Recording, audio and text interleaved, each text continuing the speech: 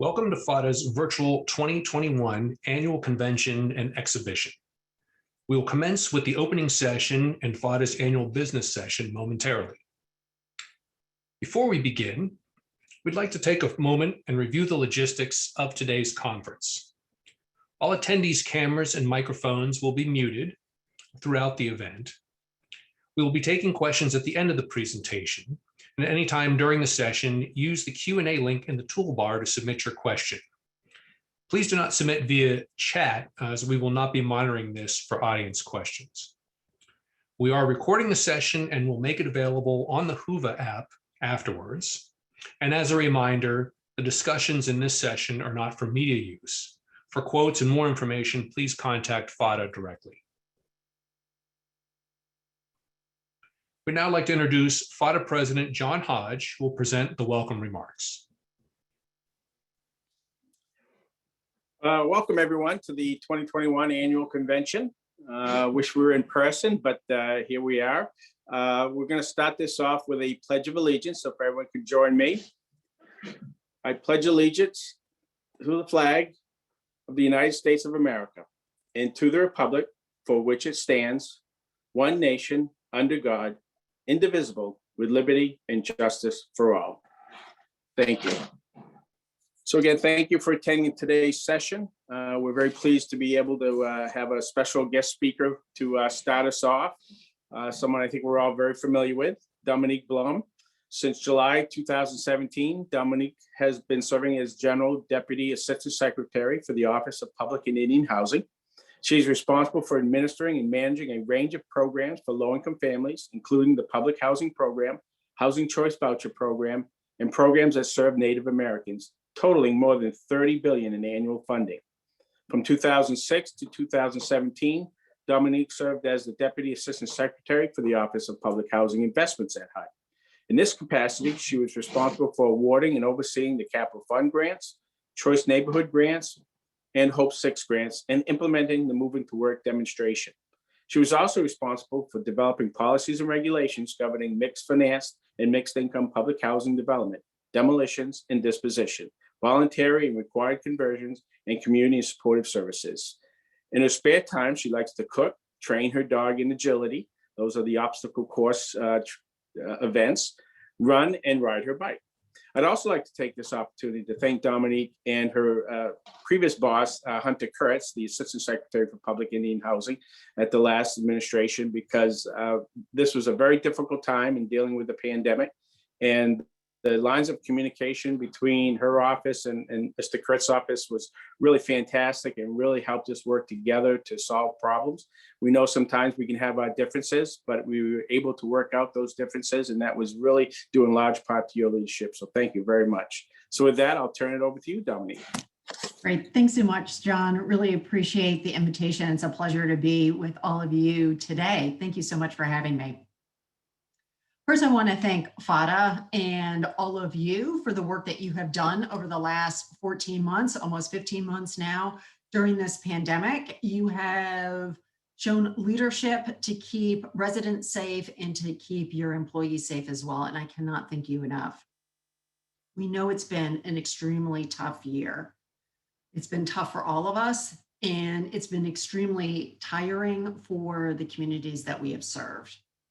Thank you for keeping operations going. Some of you have done that remotely. Some of you have done that with social distancing. Everyone has done it a little bit differently, but thank you for keeping your businesses open to be able to serve families and individuals in need. You've served more families, you've prevented evictions, and you're connecting families to essential services and community services. Housing authorities are central to the nation's COVID response. The families and the communities that we've served have been hit hard during the pandemic. And what you do every single day matters.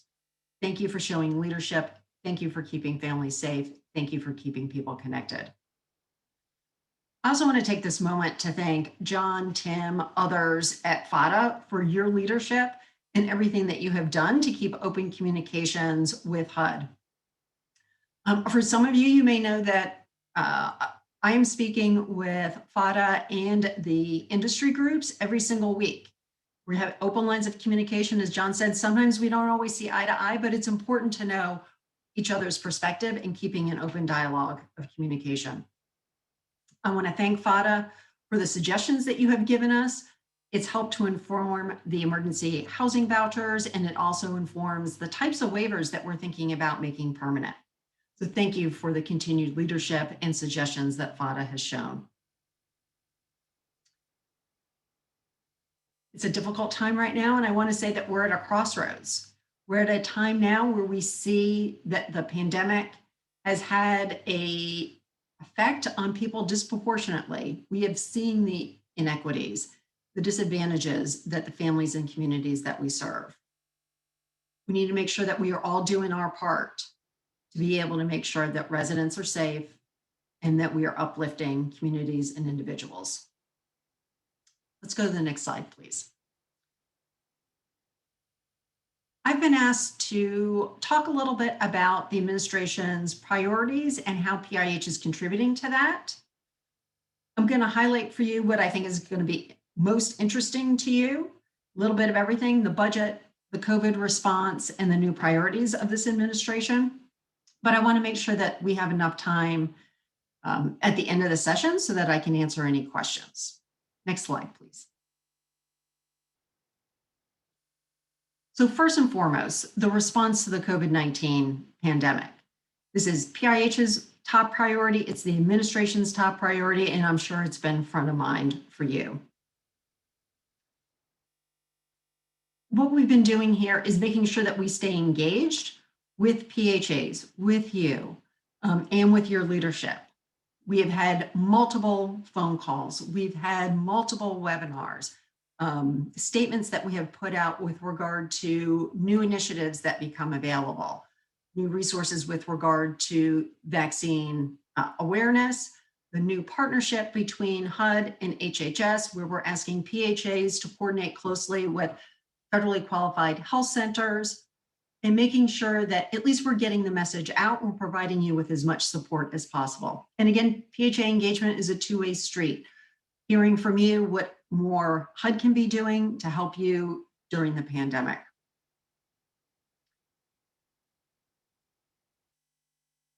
I also want to point out here that we do have new resources available with regard to broadband. We've heard you loud and clear that broadband needs to be an eligible expense, and down the road, if it could be part of the operating fund formula. It's something that we are thinking about. There's still a lot more work that needs to be done there. But in the meantime, in January, we did let all housing authorities know of the eligible expenses that you can cover with your operating fund and your capital fund. And then just last week, I let you know about new resources that are available from the FCC with regard to the emergency broadband benefit. Again, I ask you to prioritize these, help keep residents connected, help keep school children connected to school. With regard to the CARES Act, as you know, we got out money as quickly as possible, provided you with flexibility as much as possible. The next step here is, of those waivers that we provided, which ones should be made permanent, regulatorily or through legislation? It's going to take time because there's a regulatory and statutory process, but we want to hear from you. What worked in terms of the waivers we provided? Which ones do you think would not have a negative impact on residents or your operations if we were able to continue those long term? Next slide, please.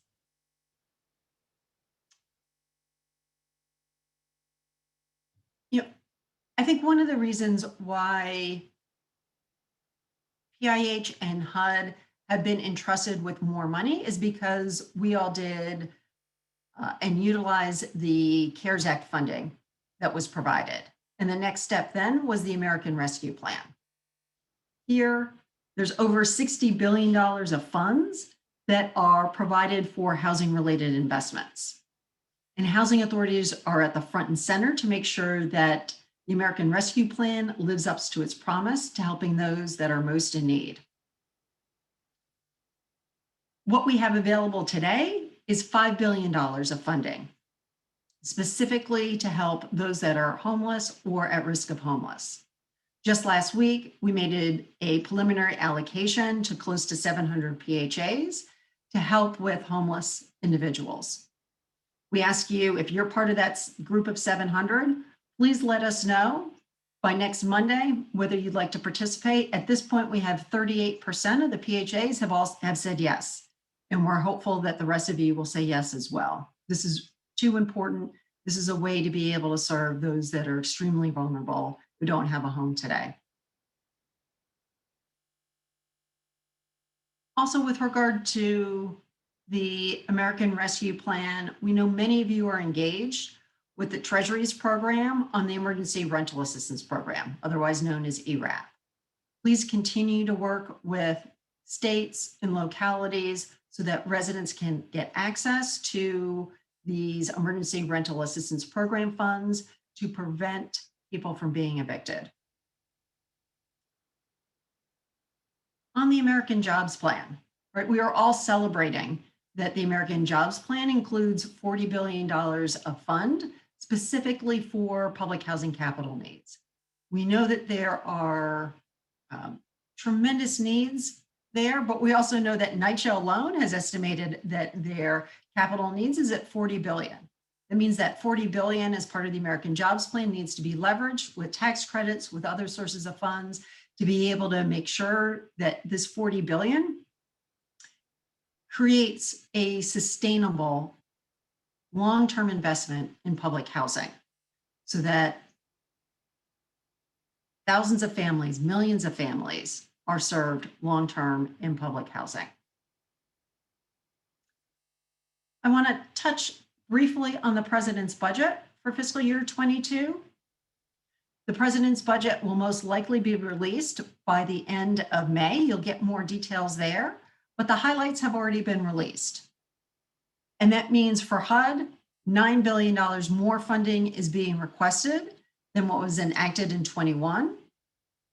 For HUD and PIH, it means that the Housing Choice Voucher Program has had a substantial increase. That's our request, an additional $5.4 billion of additional funding to make sure all the families that we are serving today with the voucher program remain housed and to serve an additional 200,000 households across the country, and with a focus on homelessness or those that are fleeing domestic violence. Also, as part of the request for the Housing Choice Voucher Program, we're asking for additional funding to be able to provide additional supports and service to residents. And again, more details of that will be described when the full budget is released, most likely by the end of May. You'll see as part of that budget, $800 million of funding for modernization and rehab for energy efficiency. A substantial portion of that is for PHAs. More details to come. And I'm really pleased that the President's budget includes an additional $435 million of funding for public housing capital funds, getting us back to $3.2 billion of funding for the capital needs. It's been almost over a decade now since we've seen the capital fund over $3 billion. Really pleased to see that there's support and we know that there's a need for additional funding for public housing. Next slide, please. In terms of PIH's priorities, we have a focus on ensuring that families have safe, long-term, affordable housing. First, that means making sure that the homes that families are living in are safe. We're investing funding. You have those funds available, and we are seeking additional funding. You see that the American Jobs Plan. We have, through you, repositioned over 17,000 public housing units in fiscal year 21. That means some of them have been converted to RAD, some of them through choice neighborhoods, some of them through mixed finance development. And we are also continuing to strengthen our new inspection protocol from UPCS to the National Standards for Physical Inspections of Real Estate, INSPIRE. We received your public comments on that rule. We're reviewing those now, and our goal is to have a final rule published before the end of the calendar year.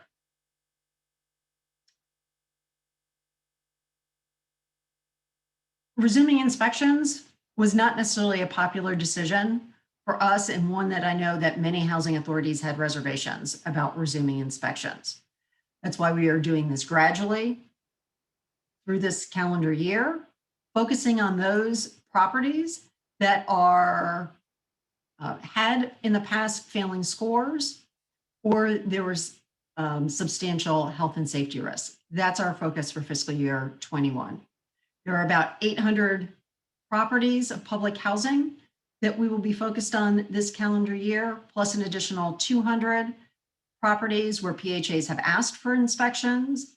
And then there are about 900 properties where PHAs have requested inspections as part of our Inspire demonstration.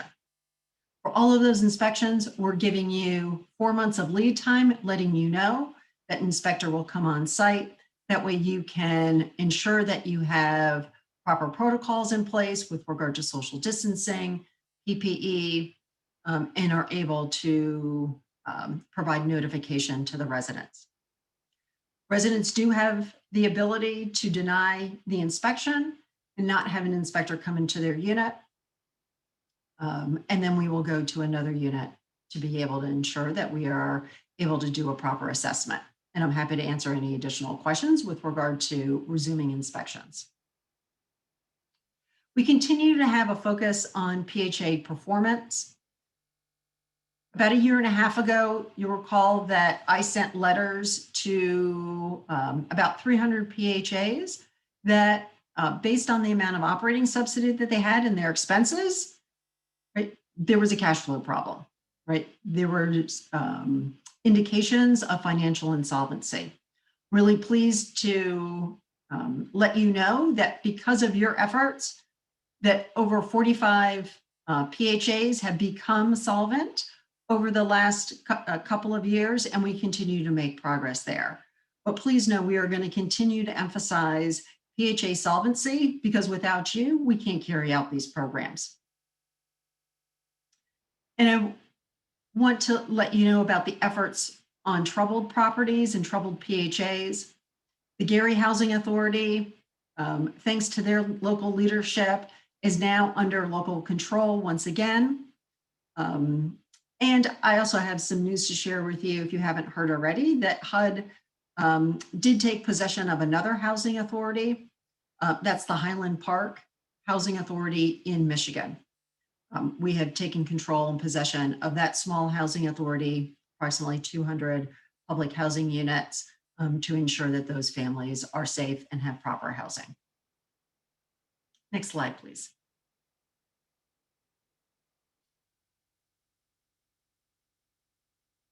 We want to make sure that PIH is executing our programs to be able to house families. That's the business that we're in. We need to make sure that we are doing that well. And of course, you have a major role to play here, but we have set benchmarks for ourselves, and we're asking you to join in. With regard to the housing voucher program, we are looking at utilization, and we've translated that into leasing potential. With the dashboards that we recently unveiled, you see there for each housing authority what we estimate your leasing potential means. How many more vouchers could you lease up? How many more families could you serve as a result of the funding that you have?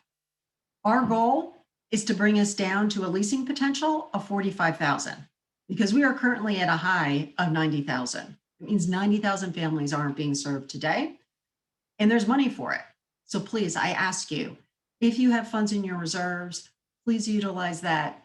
Please issue it to families, help them with their housing search so that they are able to live in safe homes. With regard to public housing, we have a goal of 95% occupancy for every single housing authority. Sure, there are exceptions, but we are striving for that. And right now we're at 94.2% as a national occupancy rate. And we continue to focus on reducing and preventing homelessness. Let me take a minute here to talk about resident opportunities. In the end, it's all about the residents. Do they have safe homes to live in? And do they have the opportunities to be able to thrive, have the supports that they need, that their children's needs to be able to be successful? I know that our programs for supportive services are mixed, right? I ask you, if you have a family self-sufficiency program, Jobs Plus, Ross, that you're using those programs to the fullest, that you are utilizing those to assist families. Then lastly, we continue to look at innovation and ways to do things better. Moving to Work program has been expanded. I'm really pleased now that we have doubled that program. We are now at 80 PHAs that are part of our Moving to Work program. And we look forward to learning for the MTW agencies on alternate ways of calculating the rent, on the types of flexibilities that can be then translated for all PHAs. Because in the end, we don't want the MTW flexibilities to be limited to 139 PHAs. The point of MTW, learn from it so that we can apply that to all PHAs across the country. Next slide, please. So I hope you've been able to see that the priorities of PIH are very much in step with the priorities of the administration. These are themes that you're going to be hearing about. I'm sure you've heard about them already as part of the department's strategic plan, as part of the department's budget, as part of the hearings that Secretary Fudge has been testifying at. First, an increase of the supply and access to affordable housing. Housing authorities are at the forefront of that. Second, advancing equity to improve housing choices and economic mobility. And with the supports that you provide, the populations that you serve, housing authorities are central to ensuring that there is equity in the delivery of the programs. And then lastly, promoting climate resiliency, health, and energy efficiency in housing. With the funds that you receive, capital funding, looking to see where you can make energy upgrades, where you can create less of an impact on the environment, and fingers crossed, as part of the fiscal year 22 budget, additional dedicated funding, similar to the funding under ARA, to be able to dedicate millions of dollars to helping buildings become more energy efficient, more climate resilient, so that public housing developments have less of an impact on climate change. Administration's priorities and PIH's priorities are closely aligned. I continue to thank you for all the work that you are doing to keep millions of families safe and housed and supported. Thank you for everything that you are doing.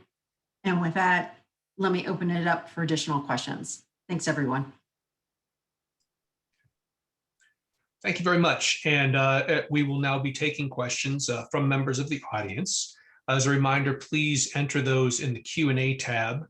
And the first question, and a very pressing one, is when will PIH join Twitter? So HUD has a Twitter account. PIH does not, because HUD has its single message that it is providing. It does that through press releases, the Twitter account, and other mechanisms.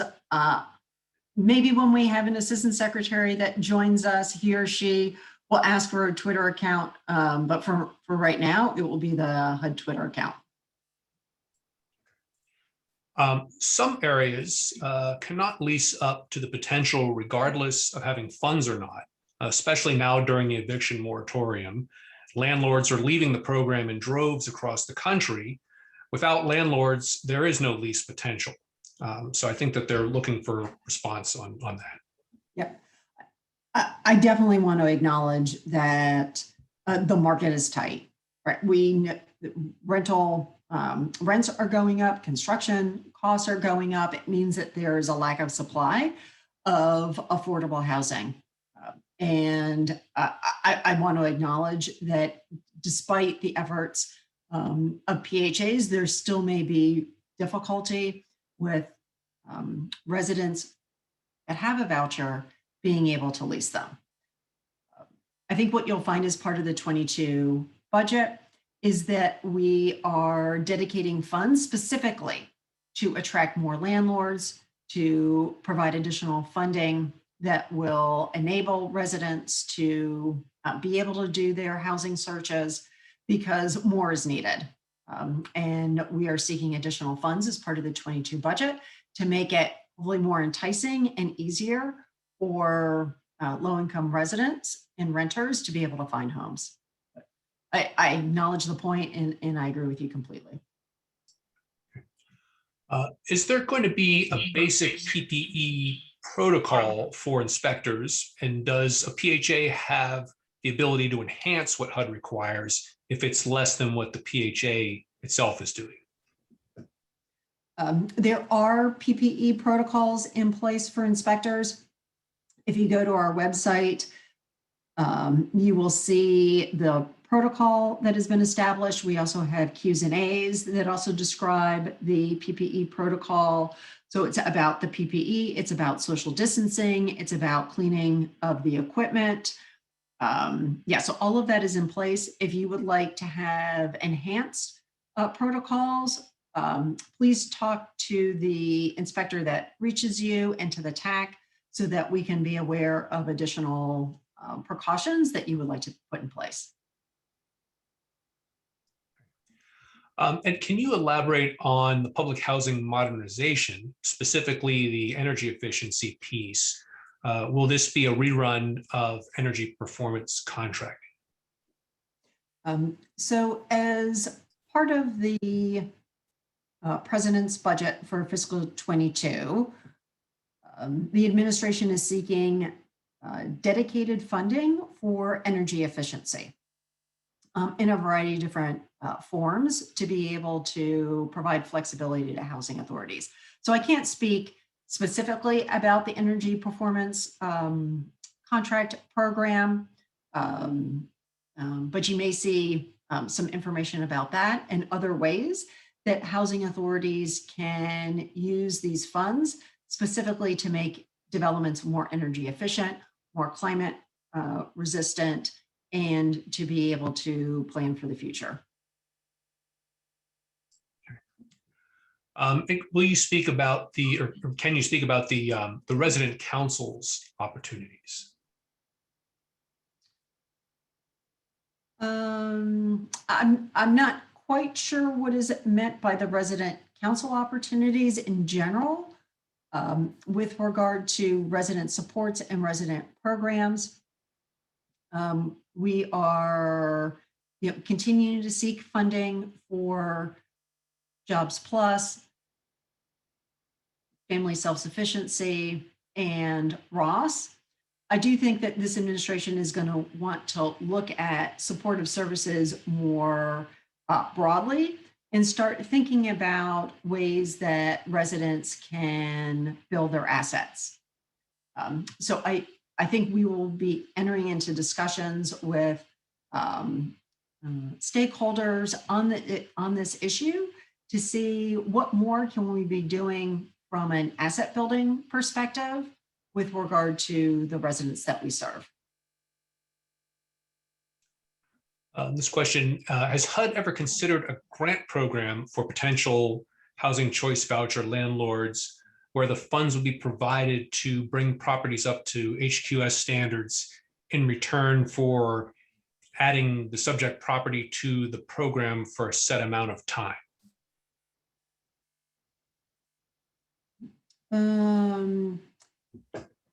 So at one point we had included in a previous budget funding with regard to lead assessments in the Housing Choice Voucher program, because we recognize today that lead-based paint may be a barrier for some landlords to participate in the program. And we wanted to dedicate specific funding for that to understand what are the barriers. That proposal was not enacted, but that gives you an example of one way that the department has thought about having specific targeted funding to entice landlords to join the program. As part of the fiscal year 22 budget, you're going to see funding also specifically to address the need to attract landlords to the program. I don't believe that that includes funding for repairs, but I think that that's a good idea and something that we should continue to think about. You talked about leveraging tax credits and other resources to offset the $40 billion in capital needs proposed in the president's infrastructure plan. And because you said that this is not an adequate amount to address the national backlog, Secretary Fudd has, at a HUD budget hearing, said that we should think of the $40 billion as a down payment. So do you think that we can look forward to additional significant funding in the future beyond the $40 billion in the president's plan? I would say, let's take things one day at a time. First, we are eager to have the $40 billion of the public housing funding dedicated to capital needs. There's still work that needs to be done to be able to enact those funds and dedicate it to public housing modernization and new development. I think to make those dollars stretch farther, it's going to mean leveraging, taking advantage of 4% and 9% tax credits, taking advantage of the other financing tools that PIH has, the Capital Fund Financing Program, the Operating Fund Financing Program, RAD, to be able to leverage that 40 billion into 80 billion, 100 billion.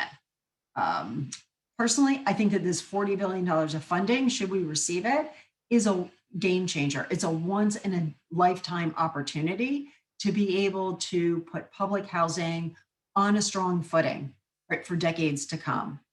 I don't think we should count on additional funding coming down the pike. I think we have to take full advantage of the 40 billion, leverage that as best as we can, so that the entire inventory of 960,000 public housing units can be sustainable for decades. All right, this is our final question. This comes from an MTW Cohort 1 agency. What will PIH do in the future to support MTW agencies and their innovations? So one of their biggest problems, they say right now, is the slow speed of approval in actually getting to try new policies. So thanks for that question. If you're having difficulty getting your plan approved, please contact Marianne Nazaro. We want to make sure that the MTW agencies are able to start immediately, test those innovations, take advantage of the flexibility. Cost savings can then be directed to other needs that the Housing Authority has, and to ensure that residents are receiving services quickly and residents are able to be housed. So please talk to Marianne if you feel like things are going slower than they should be.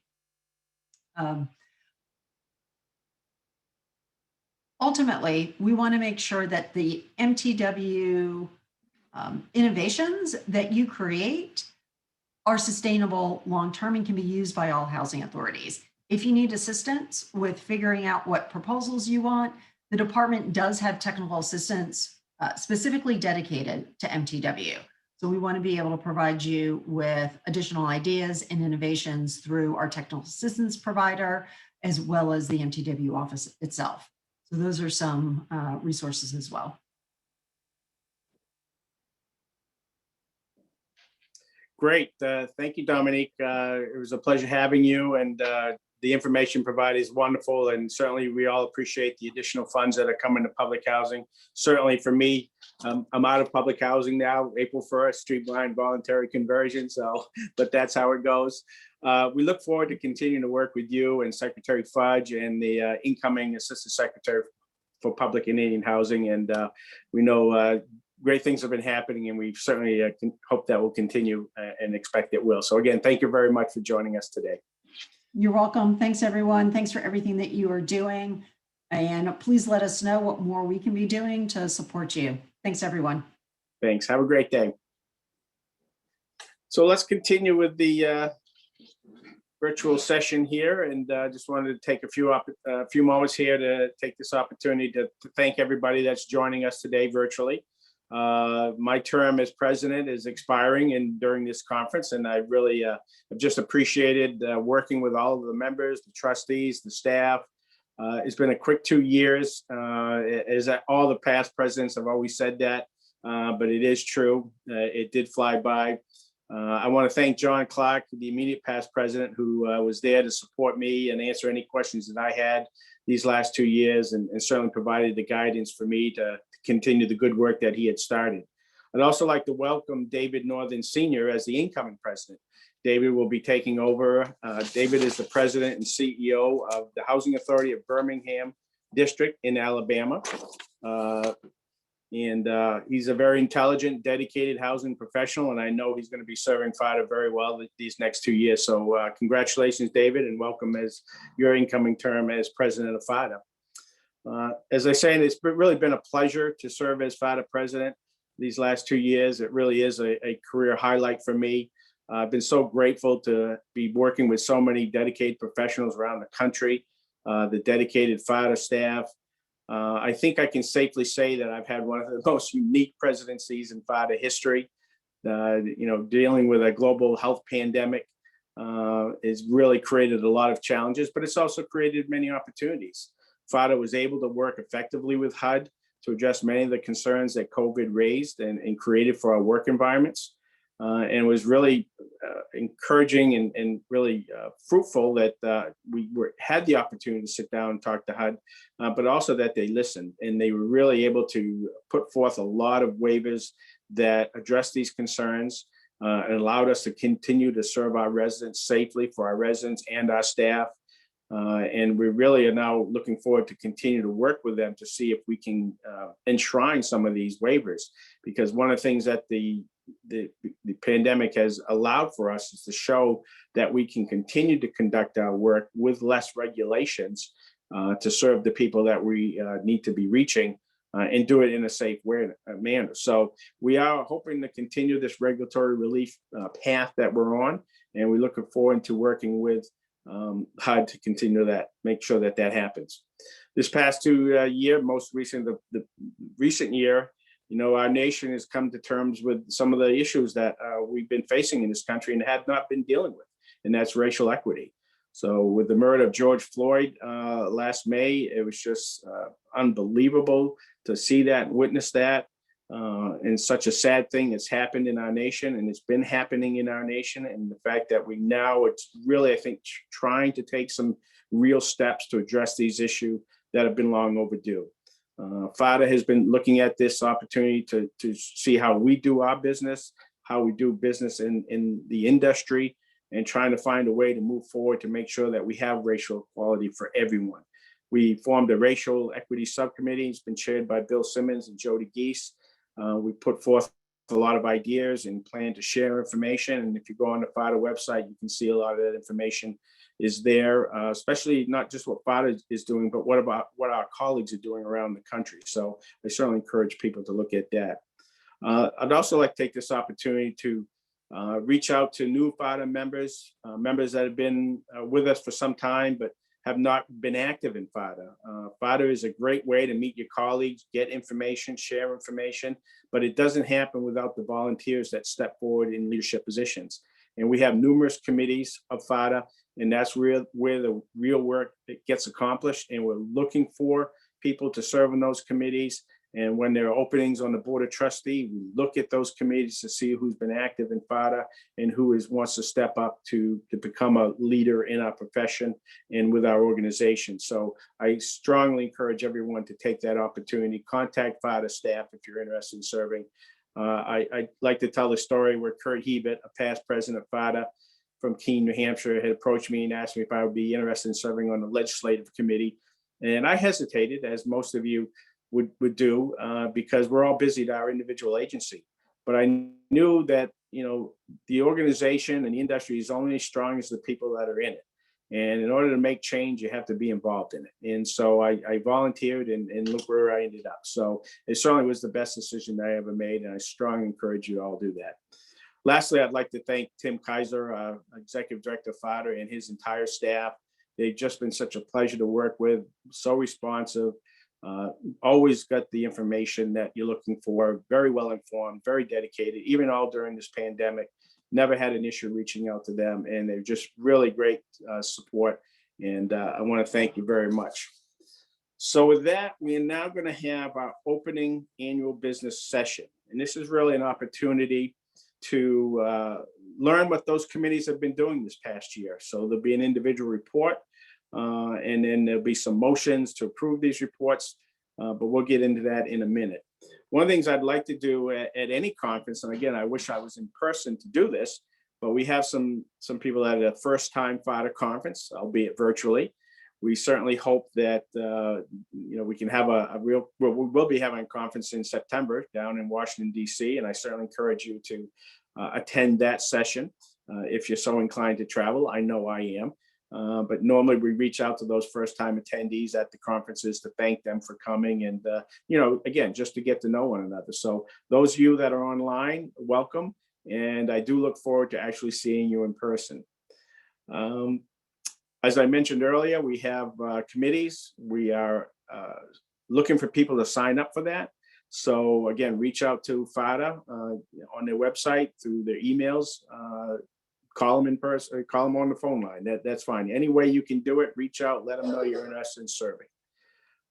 We also have a lot of sponsors to thank for this session. Even though we're virtual, we've had several that have stepped forward to support us, and we want to certainly take the time to give them thanks. The first one is Designing Success. Designing Success is the creator of Tracking at a Glance, a case management and performance tracking software designed to track your caseload from recruitment through program completion and beyond. Thank you, Designing Success. Dynatouch.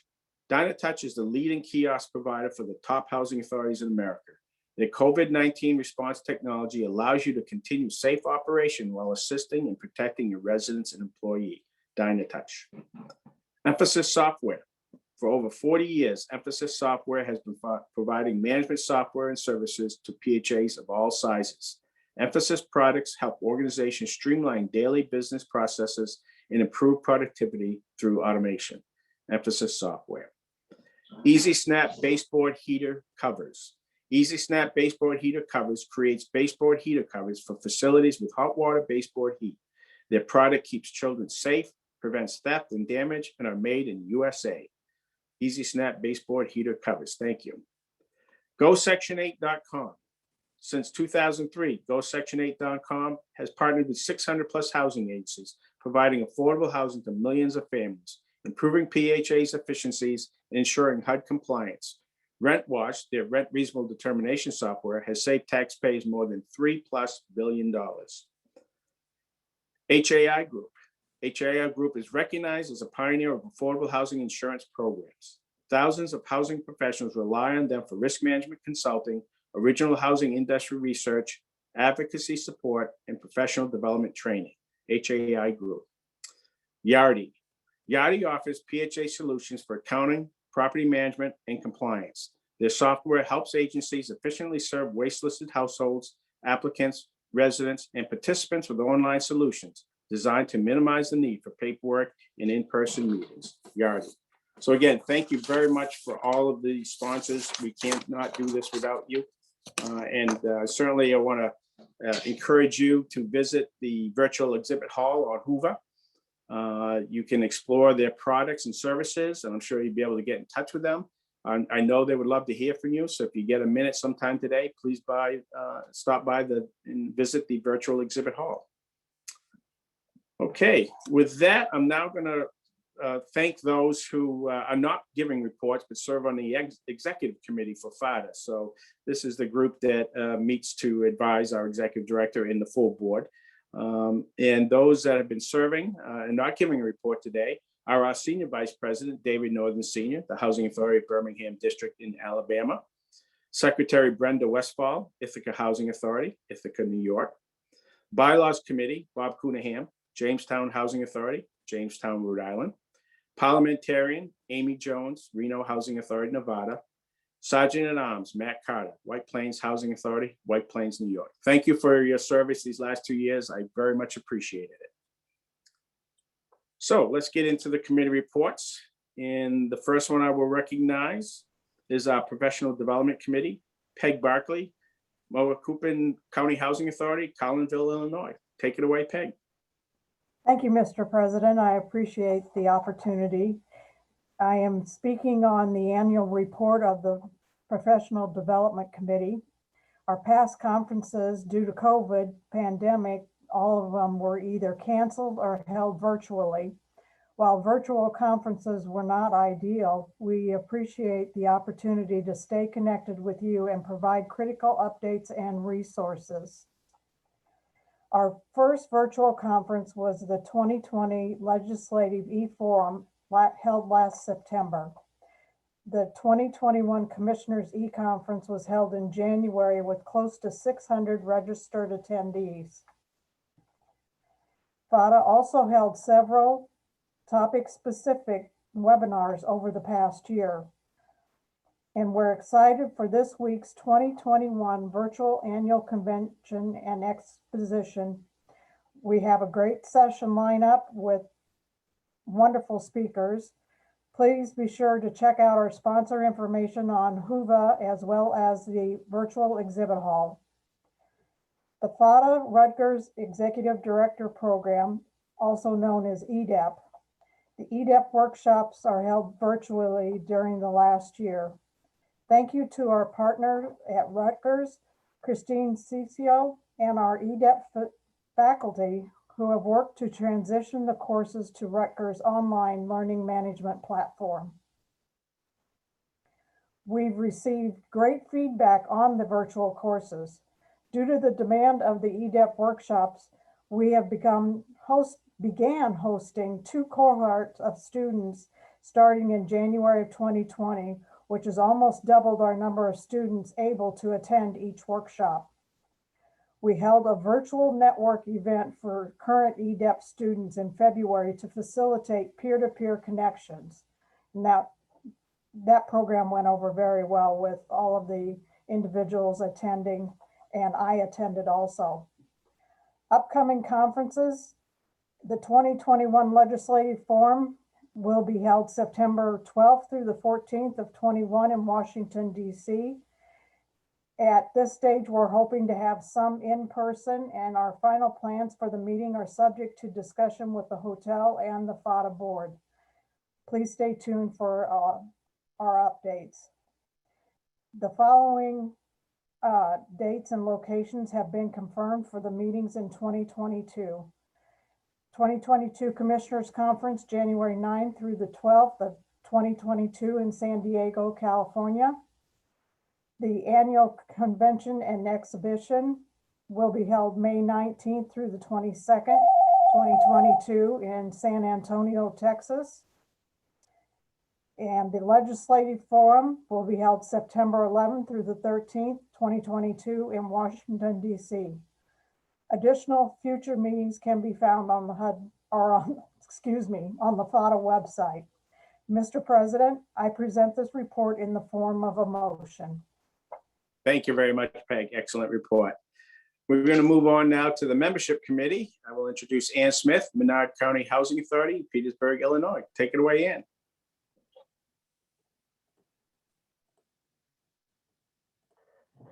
Good morning, everybody. I'm making the membership report covering the last year of events. Most of them were virtual. So FADA's membership currently represents 1,877 housing authorities and 47 affiliate members. Through the last year, the membership has remained strong and consistent, but we always encourage agencies that are not currently a member to consider participation. Over the last year, FADA increased the email, breaking news, and other important alerts to include staff members from your agencies. This information primarily only went to the executive directors priorly, but this has enabled them to be able to get directly to the staff members so they can decipher and use the information accordingly. With this expansion, we are now sending communications to over 800 additional staff members to help alleviate the need for you to forward the information onto your staff. We have also assisted in establishing username and passwords for your staff members to access the member content of the website.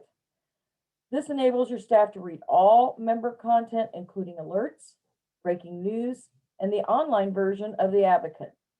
We encourage you to go to FADA website, add your staff members to your agency's member dashboard, and include a unique email address for each one.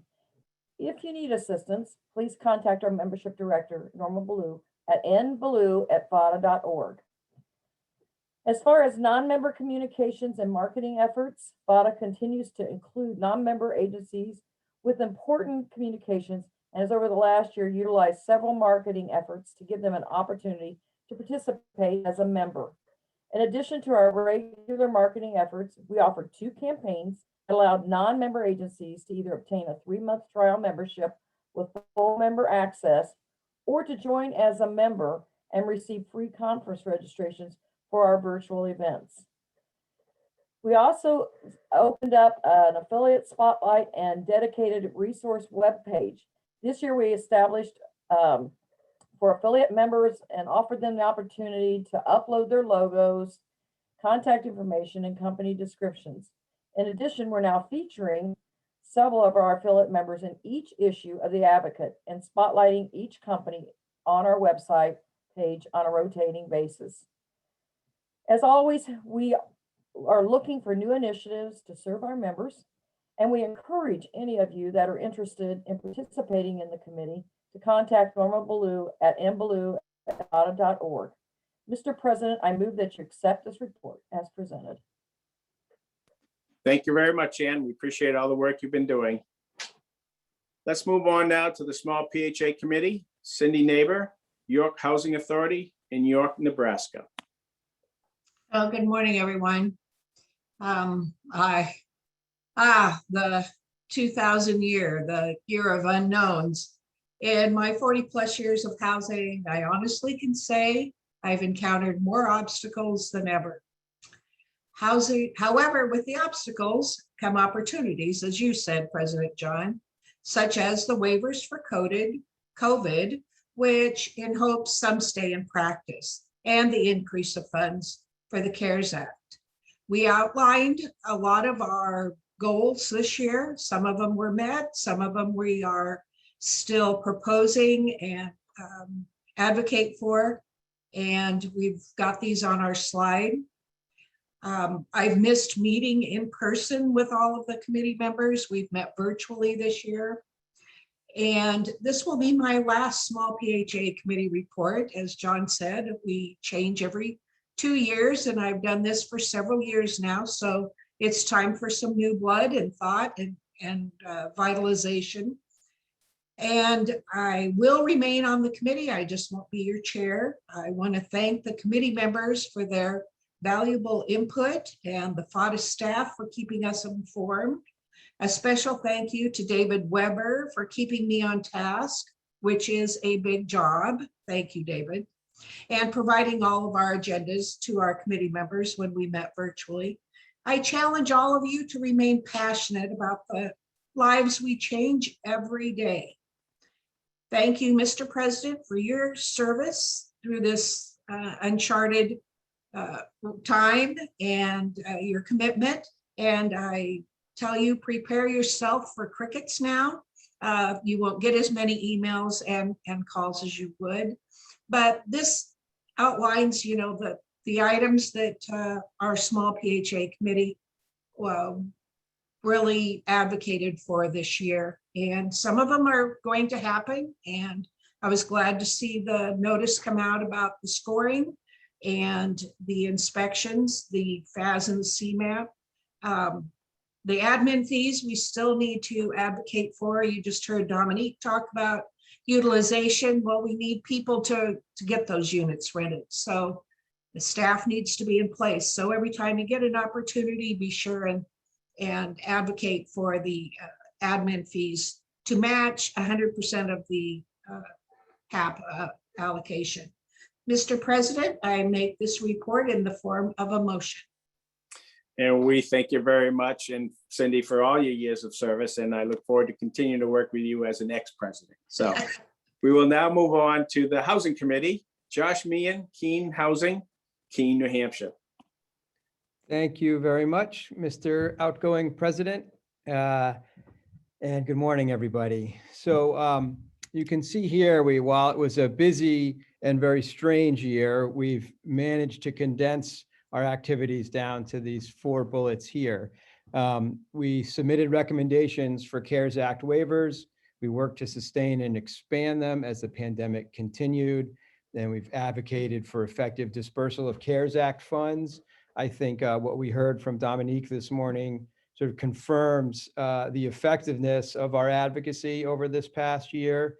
I think we had a really good job of working with the administration and the department, and I'm happy to say it. I think in a lot of ways, they were as responsive to us during this pandemic as we've seen in quite some time, and really did seem to be listening to what we were asking of them. And I do think that it was very appropriate for you, John, to give kudos to Dominique for that. And then in conjunction with the VP of Legislation, who we'll be hearing from in a minute, we developed a proposal for an emergency voucher program and advocated successfully for its concepts with Congress. And I think that then became the emergency housing voucher program that some of us have received vouchers from just a few Mondays ago, I believe. We discussed and collected ideas that later informed PHADA's racial equity efforts. And I think we also, within the committee, we made sure to raise equity as an ongoing issue within our discussions, and worked really closely with staff and other members of the trustees to think about how we integrate racial equity into PHADA's activities and advocacy moving forward. And lastly, we continued to educate members, Hill staff, and the transition folks for Biden, as well as the new members of the administration, on the industry accreditation efforts through the Affordable Housing Accreditation Board. And it does feel like we're starting to get some real traction. And as a member of the Affordable Housing Accreditation Board, as well as a PHADA trustee, I need to recognize what a leader that Tim has been in particular in these efforts. He's really stepped up and been very helpful in advocating for us with the department when we've been discussing accreditation and how it might be helpful to both the industry and to HUD. Finally, I want to make sure to thank Seth Embry for all of his help and support in my role as VP of Housing, which is ending with this meeting as well. Seth is just super, super smart, really well prepared, and he makes me sound like I know at least a little bit of what I'm talking about. So I appreciate that very much. And I also want to thank all of the committee members for all of the lively conversations that we have during our meetings. It's been, as everybody knows, an especially fraught year for us and for the people we serve. So we had a lot of really important conversations and frank conversations during the year, and I really appreciate that. I also want to thank the rest of the staff at PHADA for all of their support, because while Seth does the heavy lifting for me, I regularly shoot off an email to Arlene or to David or whomever, or to Jim, just trying to get an answer to something. And they've always been very helpful to me in my capacity as VP of Housing and as a member of PHADA as well. And then lastly, I want to congratulate you, Mr. Outgoing President, for your stewardship during a very difficult and weird year, and really appreciate all that you've done. And your sort of quiet, modest leadership is noticed and appreciated. And it was especially helpful for us, I think, this year. And then I want to welcome David as the new incoming president, and I look forward to working with him too. So I will make that report in the form of a motion, please. Thank you very much, Josh. Again, appreciate all the hard work you've been doing as a fellow New Englander. I know how busy you've been, and appreciate all the good work. We will now move on to the Legislative Committee chaired by Mark Gillett, Oklahoma City Housing Authority in Oklahoma City. And I also want to welcome Mark as the incoming Senior Vice President. Thank you, John. Over the last year, the Legislative Committee has undertaken many things. At the last Legislative Committee meeting in September, we considered a proposal brought forth by the Move to Work Collaborative that would allow the statutory waivers that were provided under COVID and all of those flexibilities that are currently provided to Move to Work agencies to be made available to all public housing authorities on a permanent basis. I appreciated Ms. Blom's comments this morning about Move to Work and how the possible expansion of that would help all housing authorities. At that same September meeting, the New York City Housing Authority submitted a blueprint for change for our discussion. That involves a tenant protection voucher proposal that allows the New York City Housing Authority and all housing authorities around the nation to support their debt financed through improvements using tenant protection vouchers. We do support that plan submitted by NYCHA, but we hope that any tenant protection vouchers issued in such a program would not be just limited to NYCHA, but made available to all of us around the nation. The fiscal year 21 and the fiscal year 22 appropriations funding and the COVID-19 supplemental funding were a central focus of the Legislative Committee over the past year.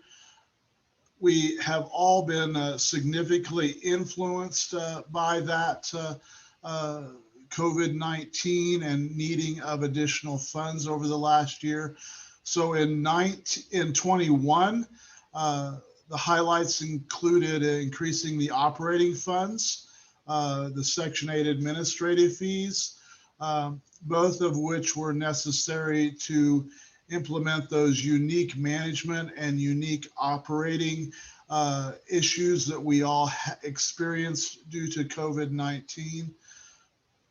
There's a recognition that PHADA's advocacy over the many past years resulted in a significant difference in these funding areas, especially in administrative fees, where significant funding points by Congress allowed all of us to work better and more effectively and efficiently during the COVID pandemic. We also saw funding for the operating fund and voucher renewals, as well as a $25 billion funding allocation for emergency rental assistance. So related to COVID-19 specifically in 21, a $1.9 trillion bill was enacted.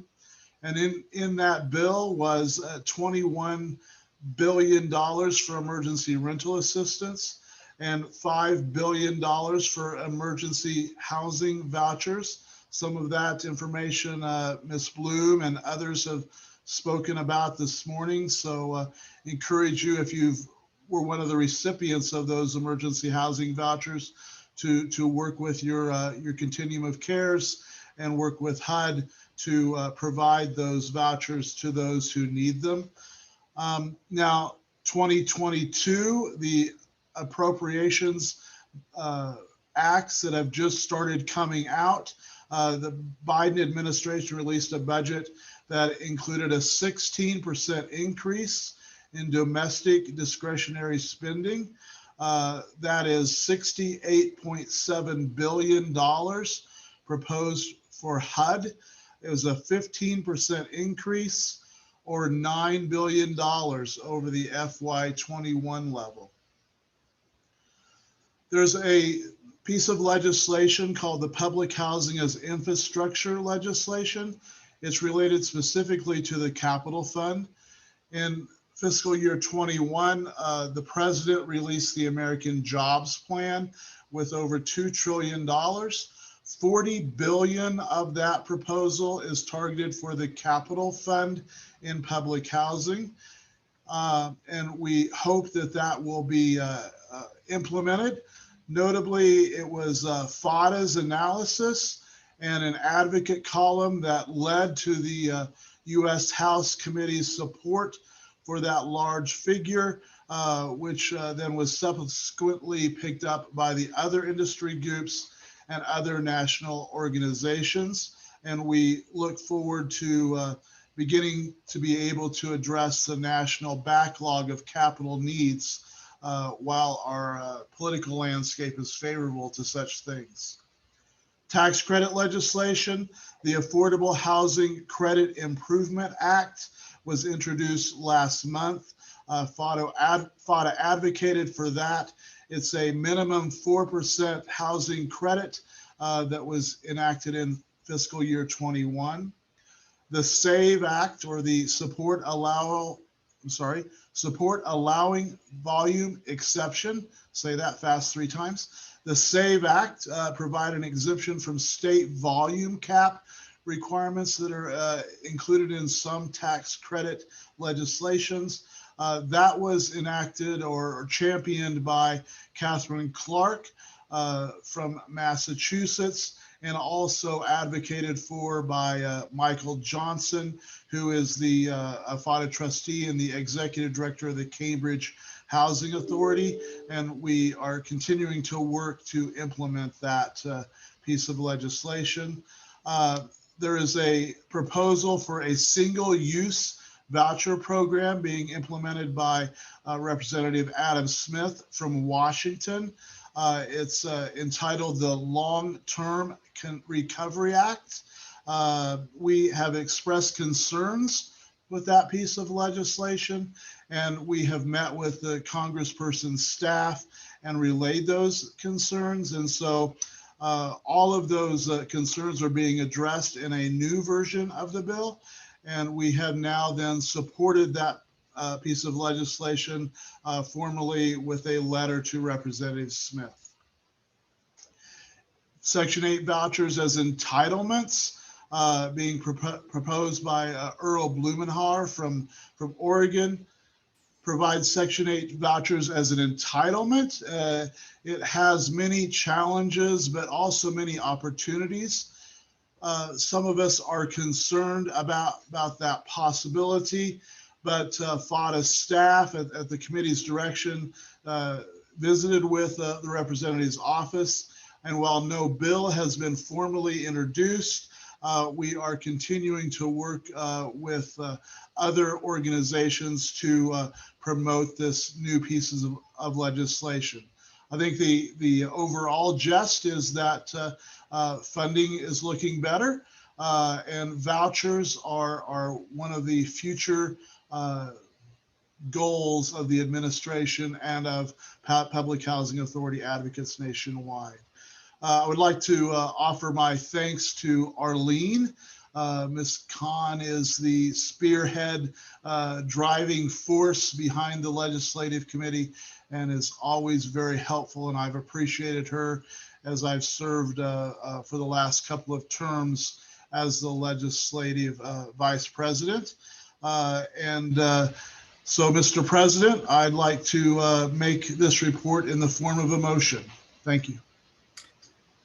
Thank you very much, Mark. I appreciate all your service, and I wish you all the best as the incoming Senior VP. We will move along now to the Finance Committee. Sherry Lee, Housing Authority of Glasgow, Kentucky.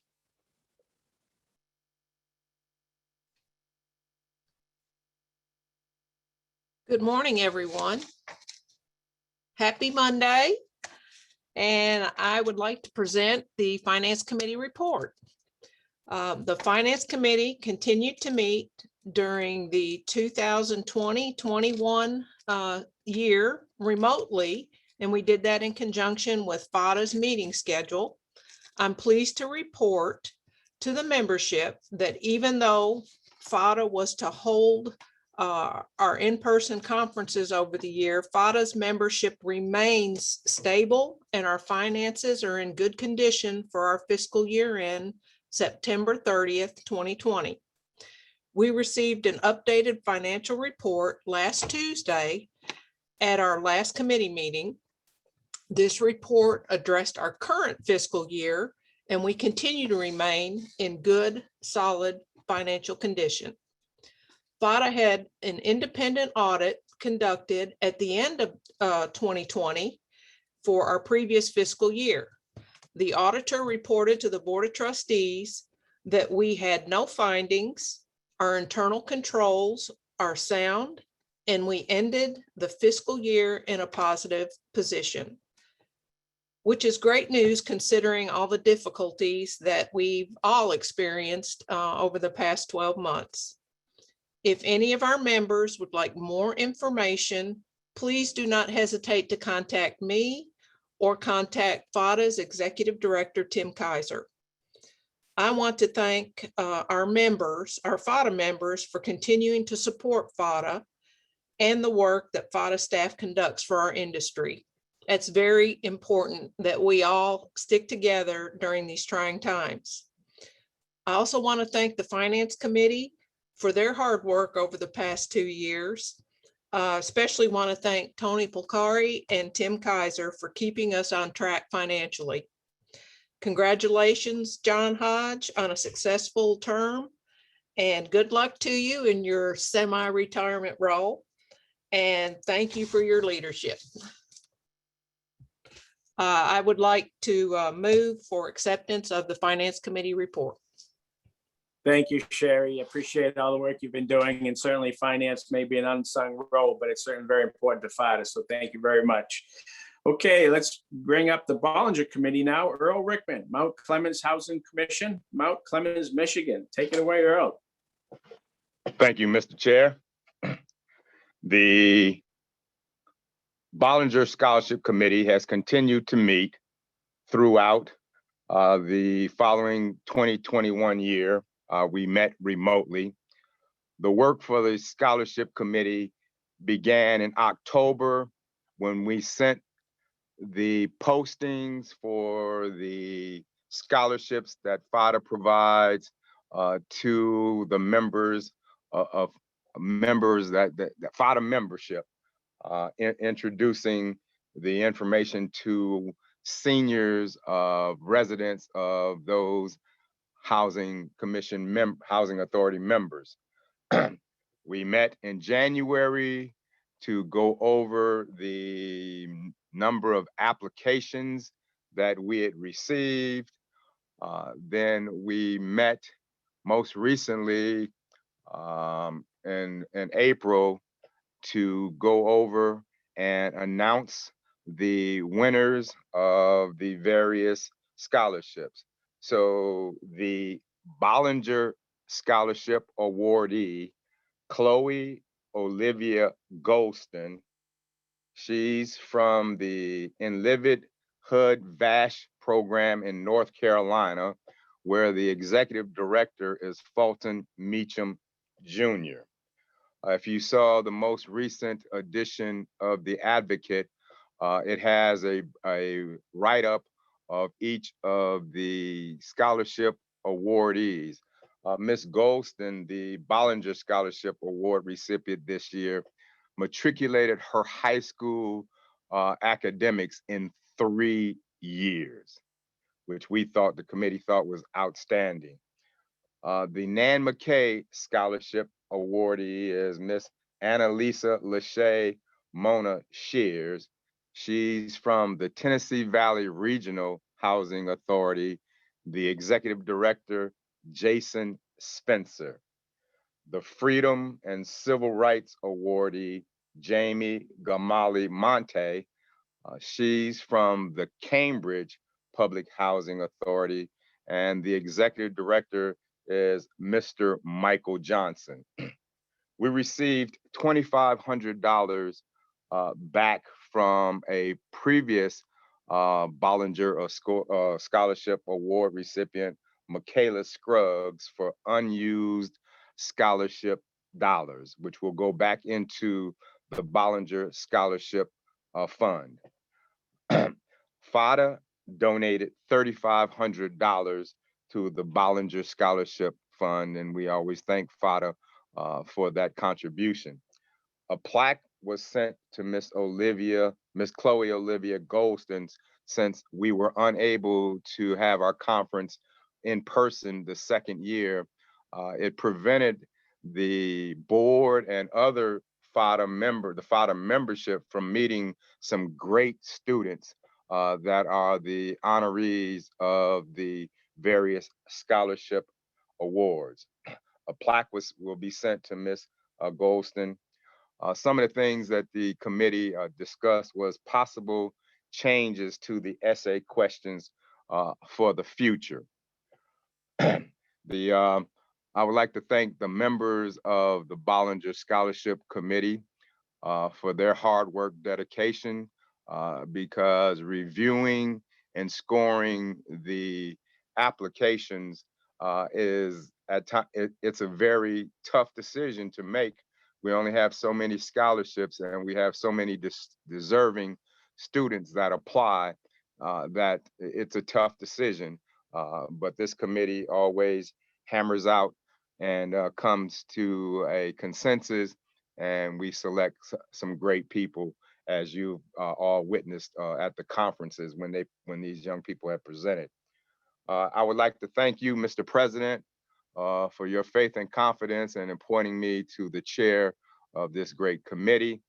The committee, we're always looking for a few more good people. We have good people on the committee, and we're always looking for a few more good people to assist in this noteworthy and great endeavor that we do in scoring these scholarship applications. I'd like to thank staff member Gwen Lyda for all of her support and assistance to this committee. Mr. President, that is my report, and I'd put it in the form of a motion. Thank you very much, Earl. I appreciate all the hard work the committee does, and it really is one of the most important things we do for PHADA and the people we serve. So thank you very much again. So now I'm going to seek a second to approve all of the reports, and as president, probably my final act, I will acknowledge Mark Chillett. Yes, Mr. President. I hereby offer a second for approval of all committee reports submitted this morning. Thank you very much. Normally, we would open this up for discussion. So if anyone has a question, they can put it in the Q&A. I'm going to go ahead and say there are no questions. So we will move the approval of all the committee reports and deem them as approved, as submitted. So thank you all very much. I just want to take this opportunity now in closing remarks to thank again everyone that I've served with. I look forward to continuing to work with PHADA as an ex-president. And I look forward to seeing many of you in the sessions that are upcoming, but also hopefully down in DC in September. With that, I will end my term as president. Thank you very much. Thank you very much, John. This concludes the committee reports. Now, before we adjourn, we would like to do a short poll from our audience members. The question we were asking today is, do you plan to attend the PHADA 2021 Legislative Forum in person in Washington, D.C. in September? We'd ask that you please take a moment to submit your answers now.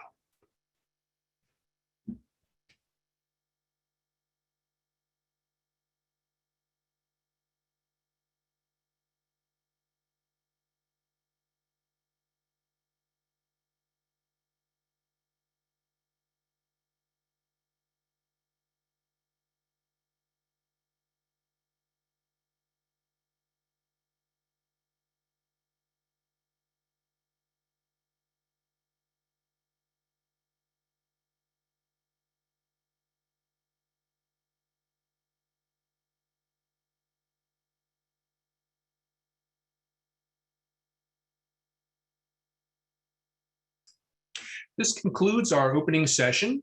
We would like to thank you for attending today and for all of your questions. We'd also like to remind everyone that a recording of this session will be available shortly on the HUVA web and mobile apps. We will now be taking an hour break, actually a little less than that, before the next session begin at 1 p.m., during which 1 p.m. Eastern time, during which please feel free to stretch, grab some coffee, and network with your fellow attendees on the HUVA app, as well as visit our exhibitors in the virtual online exhibit hall. Our next session will begin promptly at 1 p.m. Eastern time. Thank you very much.